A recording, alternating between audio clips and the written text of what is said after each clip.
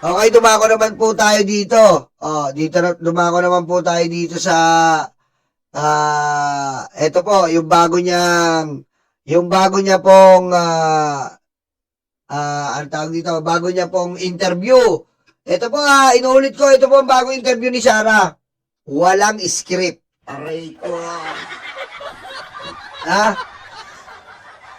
Pinapangunahan ko na po kayo Ito pong interview na to, hindi po to scripted. Impromptu. Walang script. Pakinggan nyo kung gaano si Sarah kapag walang script. Aray ko. Impromptu. Walang script. Pakinggan natin. Sadly, the state of the nation has failed the Filipino soldier. Kung nakikita nyo, there is an absence of an independent foreign policy framework para sa ating bayan. Hindi mo na alam kung kaninong interest ba talaga ang pinoprotektahan ng ating mga kasundaluhan. Ma'am, with regard Umpisa pa lang, tanga na, no? Maraming salamat, Amador, thank you. Umpisa pa lang po, tanga na. Umpisa pa lang po, tanga na, diretso pa natin. sa tong araw ng kagitingan, how crucial it is, ma'am, nga taliwala sa kadugay na sa panahon, ma'am, nung alay sakripisyo tong mga war veteran, that we will continue to remember their sacrifice, especially, ma'am, kanisa to ang mga kabatanunan. Okay. Napakahalaga ng ating commemoration ng Araw ng Kagitingan ngayong araw na ito dahil kailangan natin maalala at kailangan malaman ng ating mga anak yung sakripisyo ng sundalo para tayo ay mamuhay ng mapayapa dito sa ating bansa. Pero sabi ko nga kanina,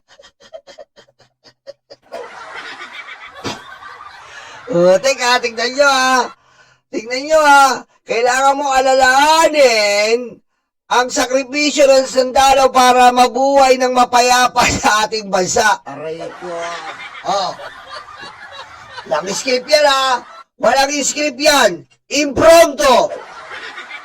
Tignan nyo alalahanin natin ang sakripisyo ng sundalo para maging mapayapa at mabuhay ng mapayapa. Apakalalim! doon sa aking speech, sadly, the state of the nation has failed the Filipino soldier. Kung nakikita nyo, there is an absence of an independent foreign policy framework para sa ating bayan. Hindi mo na alam kung kaninong interest ba talaga ang pinoprotektahan ng ating mga kasundaluhan. Pangalawa, Putik talaga Ay, Ma'am Gina Chavez Bonifacio, thank you po. Kaninong interest daw ang pinoproteksyonan ng ating kasundaluhan? Di sa Pilipinas, tanga!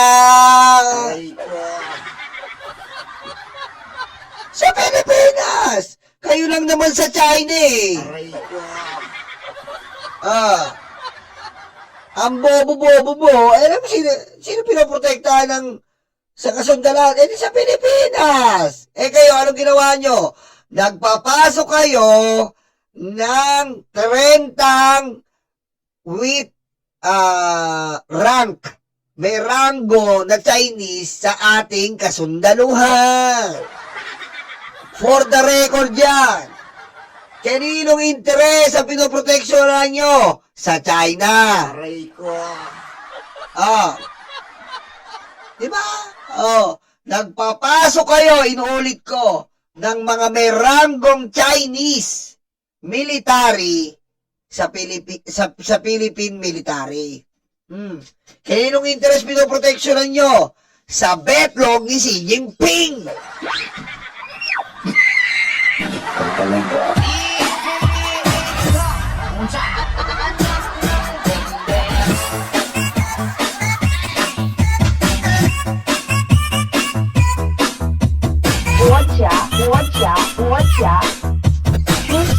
Xi Jinping. For the record yan may ebidensya. Hindi puro daldal mo lang. Yung dahan-dahan na pagbalik ng insurhensiya. Ah. No? Nakikita natin na merong mga iba't ibang skirmishes sa mga lugar at nakikita natin doon ang recruitment ng ating kabataan dito sa grupong NPA. Hoy! Pangatlo ay yung Wala nang ibang mabanggit kundi ang NPA, samantalang tatay niya, NPA! Aray ko. Napakaboba talaga. Hindi niya alam tatay niya, NPA, anak ng butete. Fake news na naman. faltering ng Bangsamoro peace process. Nakikita din natin dito na na-agitate na yung grupo ng MILF dahil hindi na nasusunod kung ano man yung mga napag-usapan. At Nasaan? Wala naman reklamo eh. Gumagawa ka na ng issue. Oh. Asan? Asan na naman? Gumagawa ka na naman. Dinamay mo na naman MILF. Aray ko.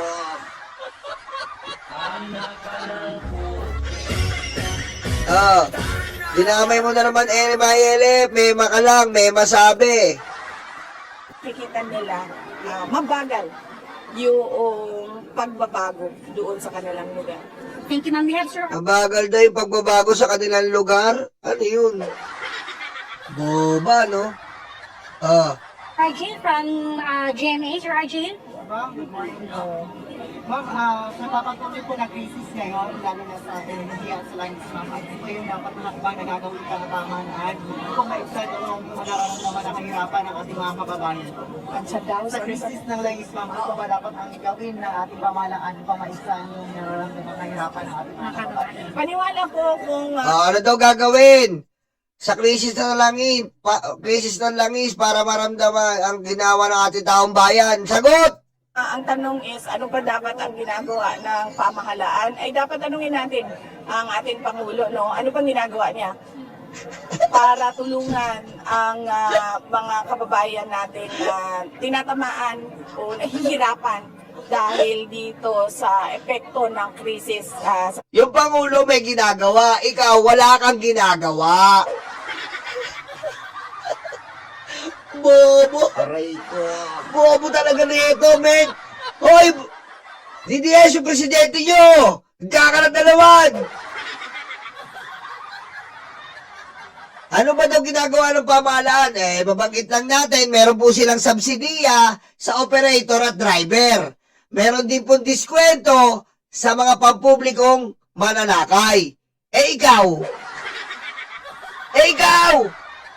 Oh, uli-ulit ko, may subsidiya sa mga pampublikong sasakyan, mga jeepney driver, at kasama po operator. Meron po, ha? Meron po. That's BBM. At meron din pong diskwento. Ha? Meron pong diskwento sa mga mananakay. Bago pa man ang problema sa gasolina, natatandaan niyo po yung 3+1? Meron na kagad yan. Meron po 50% na diskwento sa MRT, 3+1 sa MRT. Oh. Bago pa man ang problema sa gasolina, nagawa na ng Pangulo yan. At marami pang iba. Oh. Ikaw, anong gagawin mo? Libreng sakay. Putik na yan. Oh. Feeling niya yung libreng sakay parang tanga lang. Aray ko. the Middle East. Thank you. Last question. Ilang sagot niya? VP, sa latest WR numero survey, you're leading for the presidential this 2028. Any comment? Alam niyo, sa totoo lang, sinabi ko na dati, no, ako mismo hindi ako nagpapasurvey. Dahil unang-una, mahal yung pagpapasurvey. At pangalawa, itong mga survey na ito, hindi natin alam kung totoo. Alam niyo, totoo yan, si Sarah hindi po nagpapasurvey yan. Diyan naman ako agree sa kanya. Diba? Diyan po tayo agree. Si Sara Duterte po, hindi po nagpapasurvey yan. Nagpapatrol lang yan. Patrol. Nagpapatrol farm. Diba? Hindi siya nagpapasurvey, pero nagpapatrol farm. Ganun po yun. Kaya huwag kayo maniniwala nagpapasurvey yan. Nagpapatrol farm. Kita nyo? Kita nyo po yung naratibo nila ngayon. Drama na. Drama. Ngayon, stage 4 cancer, kawawa si Sarah, elementary, high school, nag-i-speech, drama, pusang ina. Kaya wala pong survey, hindi po nagbabayad ng survey yan, nagpapatrol farm yan eh. Kailangan ba ng survey yun? Talaga yung kanyang data, kung ano yung nakikita dyan sa iba't ibang komunidad natin sa buong bansa. Pero, sabi ko nga, lagi, nagpapasalamat ako at kami sa tanggapan ng pangalawang Pangulo sa patuloy na suporta at pagtitiwala ng ating mga kababayan sa aming kakayahan para magbigay ng makatotohanan na serbisyo. Okay, thank you. Thank you. Yun lang. Ay, ma'am, libreng sakay. Libreng sakay daw po, ma'am, magpapatuloy pa po ba daw amidst the oil crisis na ito ang nasinati karon, ma'am? Ang tanggapan ng pangalawang Pangulo ay merong proyekto na libreng sakay para sa lahat. At ito ay isang proyekto na sinimulan namin noong 2022 dahil nakita namin na kailangan talaga ng tulong ng ating mga kababayan in terms of savings sa daily expenses nila. At ito ay tutuloy, lalo na ngayong merong krisis at merong sobra at bigla ang pagtaas ng presyo ng mga produkto. VP update na lang dun sa 2028 elections. May ka na ba? Initial list sa 12 senators slate mo or possible mas marami pa sa 12? Wala. Wala pa akong senators. Merong mga nagpahayag na interesado sila na magsama kami kung sakaling ako ay tumakbo at sila din ay tatakbo. Pero kung sasabihin mo na meron na talagang listahan at meron na talagang usapan, walang ganoon para sa senators list sa elections sa 2028. If you can you name them po, yung nag-present Hindi ko sila papangalanan kasi unang-una, Unang-una, wala naman silang kwenta. Diba? Huwag mo nang pangalanan kasi alam naman namin yan, Jamie Bondoc, walang kwenta. Buwangson, walang kwenta.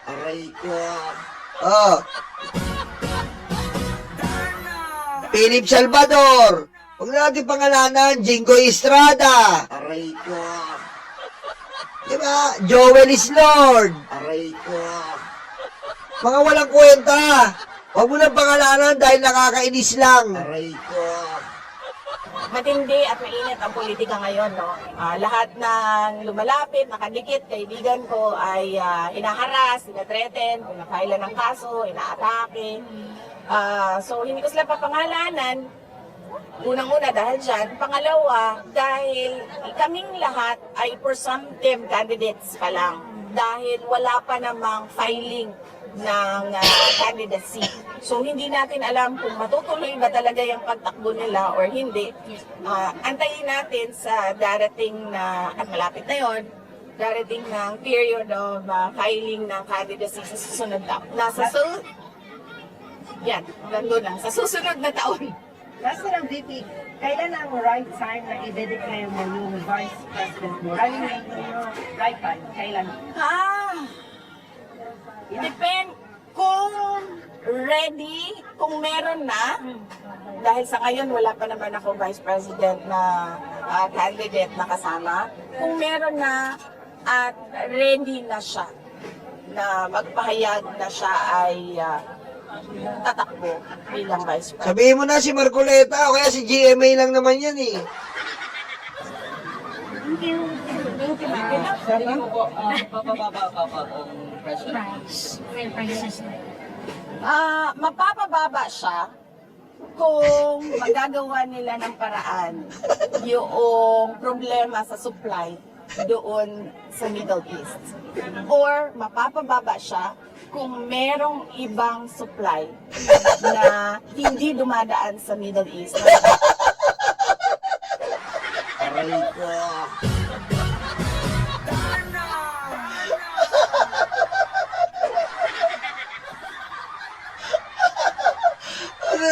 Ano? Ano to mga DDS?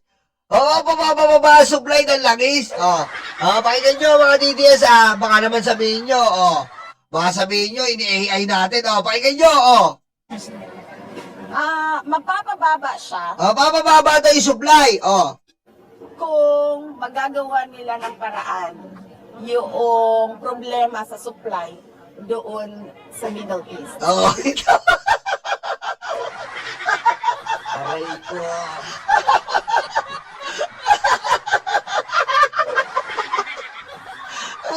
Isipin nyo kung presidente natin yan may magagawa pa po ba kayo sa pagbababa ng presyo ng supply ng langis.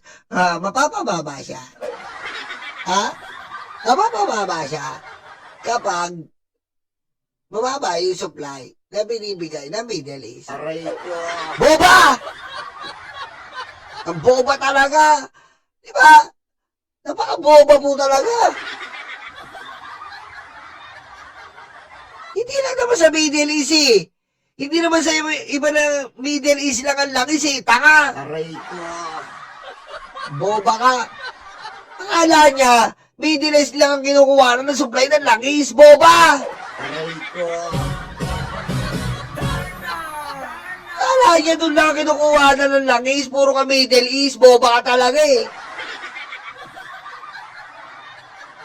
isa pa. Dugtong natin. Or mapapababa siya kung merong ibang supply na hindi dumadaan sa Middle East na papasok sa ating bayan. Ano daw? Aray ko.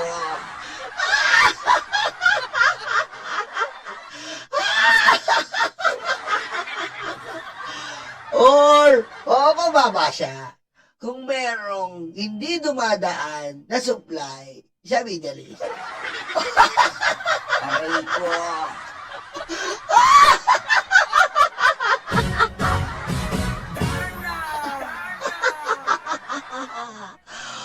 Bobo! Sabi ni Pare Eduardo, yung lugar ng mga DDCs pwede pamanin sa crude oil. Tama. Aray ko. Isa na lang Isa na lang, pagbigyan nyo na kami. Para makita natin yung talino ng BC nyo. Tatakbo. Ayan Thank you. Thank you,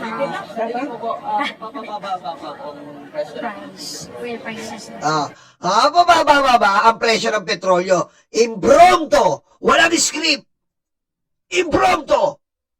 Ang ating future president, tinatanong po, pababa ang supply ng presyo ng petrolyo. Sagot, ating future president. Mapapababa siya kung magagawa nila ng paraan yung problema sa supply doon sa Middle East. So, dapat pala, aray ko. Ang gawin ni BBM, Daddy Armin, itigil ang gera sa Iran. Humarang si BBM sa Strait of Hormuz. Aray ko.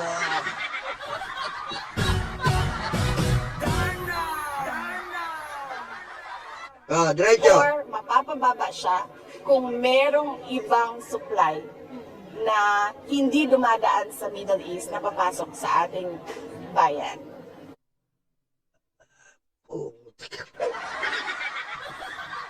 Aray ko.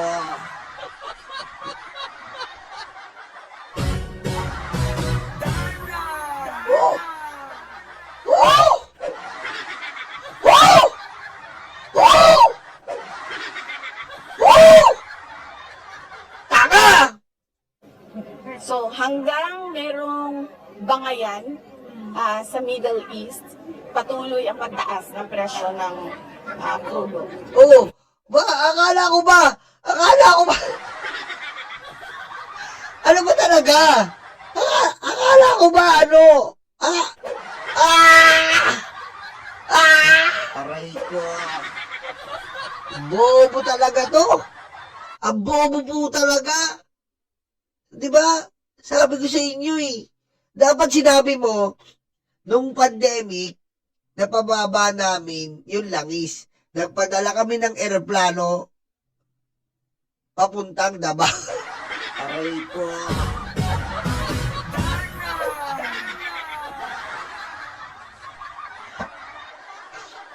Sarang basic lang naman Oh, sasabihin mo lang mapapababa ang presyo ng petrolyo. Opo, mapapababa yan. Kahit may gera, katulad ni BBM, gagawa muna ng subsidiya, at kasi po ganito yan Ang bobo talaga ni Sara Ang bobo po talaga ni Sara. Wala akong masabi. Ang bobo po, no. Minsan, hindi ko alam kung paano nangyari to Paano naging vice-presidente to Minsan naguguluhan na po ako Hindi ko alam kung ano ba nangyari. Parang pag-iising mo, parang may over ka, alam mo. Ang bobo, no? Ang bobo nito, Ben. Hindi niya alam yung salitang gera. Hindi niya alam yung salitang supply and demand. Di ba? Kasi ang nangyayari po ngayon sa atin, sa Iran po, at iba't iba pong kinukuha na ng langis. Lalo-lalo na po, Middle East, may Malaysia dyan, may Russia. Kita nyo, ang bobo talaga, di ba? May pwede ka kumuha ng langis sa Russia. Kita nyo, ang bobo. Hindi niya naisip yung China. Di ba? Hindi niya po naisip yung... Tingnan niyo po kasi tingnan niyo yung sabi niya, Takbo bilang vice president. Real prices. Magpapababa siya kung magagawa nila ng paraan yung problema sa supply doon sa Middle East. Kita nyo, bobo. Dapat, ang sagot niya yan, mapapababa siya kung kukuha tayo saan? Sa iba't ibang produksyon ng langis, which is Russia, which is China, Malaysia. Meron pong ganon. Kaso, katulad niyan, law of supply and demand, di ba? Law of supply and demand, pag mataas ang supply, ay mataas ang demand, mataas ang supply. Di ba? Ilocana Garud, thank you po. More power and God bless, Idol Nyolo. Ngayon, pag kumuha tayo sa Iran, mataas po. Mataas po sa Iran. At ang balita ko, ang binabayad po ay yuan. Hindi po dollars dahil galit sila sa US. Yuan po, Chinese. Ganun po ang bayaran. Ngayon, mataas talaga ang supply doon. Kumukuha tayo. Ngayon, merong iba na kinukuhanan, which is mataas din po ang binibigay. At ang problema pa po, matagal pong bumaba. Nyolo, ba't matagal bumaba ang presyo? Kasi po, nagkagera. And, kalimitan po sa inatake ng Iran, ay yung mga oil refinery ng iba't ibang kinukuha ng langis. Ang estimated po ng iba't ibang bansa ay 3 to 4 years bago po magawa. So, ayan po ang isasakripisyo. Kaya ang diesel at ang mga langis natin, ang mga gasolina po ay talagang magtataas sa buong mundo. Wala tayong magagawa, hindi lang po sa Pilipinas, di ba? Yan ang sinasabi po natin. Wala tayong kasing ganyan. Wala pa tayong ganyan. Kaya nga, huwag tayong maging proud. Sa totoo lang po real talking ko kayo. Huwag kayong maging proud sa mga past presidents. Sorry po. Huwag kayong maging proud sa mga past presidents dahil wala silang nagawa. Yung tinitira nilang Apulacay, yun lang ang may nagawa. Aray ko. Oh. Yung binabalaura nilang Apulacay, yun lang ang may ginawa. Yung sinasabi nilang puro korupsyon ngayon, dahil sa inyong ginawa yon. Kung hindi nyo pinatanggal ang sistema ni Apulacay, hindi tayo ganito kurakot. Oh. Sa sistema ng gobyerno na ginawa ng mga pumalit, sistema pala ng gobyerno na ginawa nyo, kurakot na. Oh. Kaya, ganito tayo.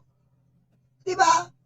May governor pa tayo. Bukod sa governor, may mayor pa tayo. Bukod sa mayor, may vice mayor, may councilor pa tayo. Meron pa tayong, madami pa tayong. Doon pa lang eh. Oh. Sa sistema pala ng gobyerno natin, kurakot na eh. Yung pagbaba pala ng gobyerno natin, kurakot na eh. Oh. Yun eh. Tapos itirahin nyo si Apulacay. Dahil yun ang may nagawa. Tayo nagkaroon ng nuclear power plant. Kung natuloy yung nabuksan yung nuclear power plant, madami na tayo nuclear power plant ngayon. Oh. Kung ganun pa rin ang gobyerno natin, marami na tayong LRT, baka may subway na tayo ngayon. Oh. Baka meron na tayong oil refinery. Oh. May imbaka na tayo ng langis. Oh, may sarili na tayong langis. Kasi nga, wala eh. Nagago ang Pilipinas. Nagago po ang Pilipinas. Nabalaura ang Pilipinas. Diba? Sino bumalaura? Ito mga nagdaang mga presidente. Lahatin na natin, huwag na tayo magsisiyan. Diba? Wala silang nagawa. Asa na nagawa nila? Oh. Asa na nagawa nila na talagang, di ba? Asa na nagawa nila? Kaya nandito tayo sa point ngayon na namumblema tayo sa krudo. Dahil marami tayo, ha? Marami tayong plano nun. Kaso dahil sa politika na pumalit kay Apulacay, yung mga oil refinery na yan, mayroon na tayo dapat yan. Yung mga nuclear power plant, meron na tayo yan. Yung subway sa ilalim, meron na tayo yan. Kung tinuloy nila ang mga plano ni Apulacay. Kaso, wala. Oh, wala nangyari. Pati reliyon, dinamay matagal na yan, reliyon. Yung binabalata na INC na ngayon, matagal na yan. Piskis katoliko nga eh. Huwag na tayo magbalinis, lahat ng reliyon nakikialam. Katoliko nga, nakialam ng EDSA eh. Katoliko nga eh. Oh, hindi na bago yung INC ngayon. Katoliko nga, nakialam ng EDSA. Pinabagsak nyo. Oh, pinabagsak nyo ang gobyerno. Na yung gobyerno na ngayon, hindi na matumbasan. Oh. Hindi na matumbasan. Umarap kayo ng katumbas na gobyerno noon. May nakita ba kayo kay Cory? Oh. Kay Erap, kay Gloria, kay Duterte? Oh. Wala.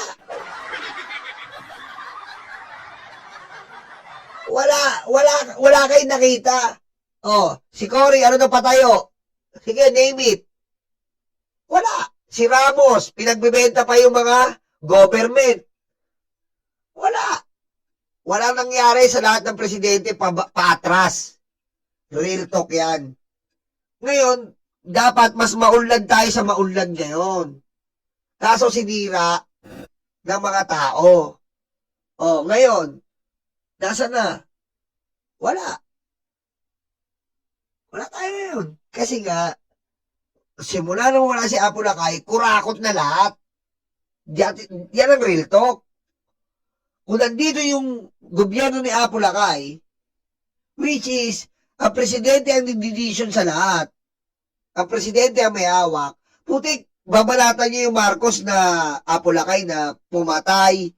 Putik yung kay Duterte, hindi nyo mabatikos, 30,000, sariling lahi mo. Babalatan niyo yung si Apulacay na pumatay, ganyan-ganyan. Putik, yung kay Duterte, 30,000, live na live. Sariling lahi mo. Aray ko. 30,000. Ilan lang ba yung nireklamo kay Apulacay? 5,000? 8,000? Ito 30,000, hindi kayo na-stroke. Aray ko. Kaya, walang mangyayari sa demokrasyang gobyerno. Ano to lang po. Tapos, future president mo, itong bobo na to. Kasi meron naman kumakalat ngayon na hindi na tayo nadala sa Marcos. Nag-Marcos pa rin tayo. Excuse me ah. Ikumpara mo naman yan. Yung mga nagsasabi, sabihin natin mga dilaw. Ikumpara mo yung Marcos sa mga dilaw na pumalit. Anong nagawa? Excuse me ah. Mag-i-excuse kayo pag magsasalita kayo. Kasi walang LRT si Cory. Sorry, real talk na to ah. Kasi masyadong balasubas din yung bibig ng iba eh. Walang LRT si Cory. Aray ko. At si Cory ang may pinakamalaking pagsisisi. Dahil ang kudita po ay inabot-abot ng lampas-lampas bilang sa kamay mo. Dahil hindi nila gusto at nakukuha yung inaasahan nila. Oh. Nga. Sorry talaga ah. Hindi tayo nagsisisihan ngayon kung bakit tayo umahantong, mga kababayan, sa ganitong sitwasyon dahil din sa kagagawan natin.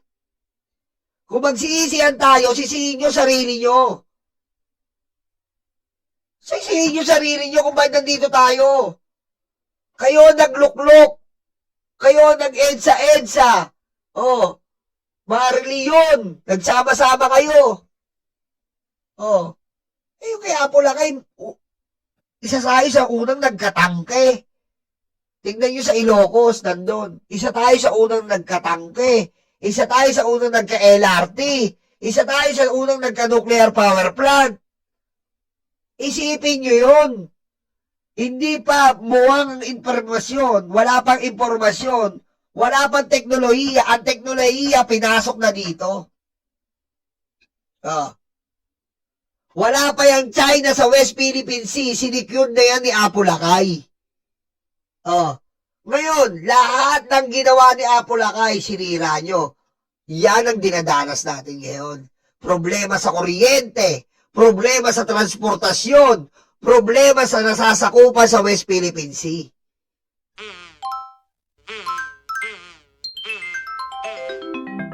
Kakulango.